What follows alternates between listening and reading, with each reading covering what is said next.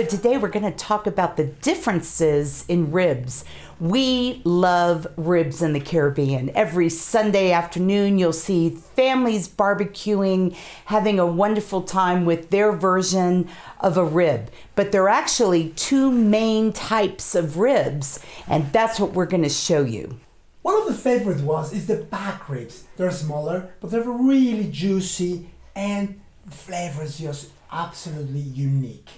They come among 8 to 13 pieces. But one of the things that we have to bear in mind is that we need to remove this membrane. There are two ways to go about it. Either we make a crisp cut with a sharp knife and leave it there so that the sauce or the marinade penetrate all the way through it, or we can just remove the membrane. For this, I highly recommend that you use something that is not sharp because we don't want to break into the meat. So what we basically do is we start like this and we go through it and we just pull it out. Now, if you're in a restaurant and you are doing a lot of ribs, you really need to do the method that Chef said, which is to score through that silver skin so that your rubs and your marinades can get in there. But if you are, if you have some time on your hand, the pure way to do it is to remove that silver skin completely. Once you get it started, it works, but it's just getting it on that magic start. Woo! Done.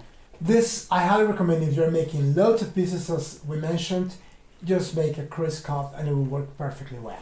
But this will ensure that all those good spices that you've worked so hard to rub it with are going to get into the meat.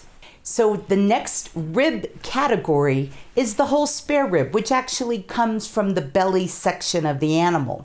It is much bigger than a back rib, but actually a little better value. It's a little more economical.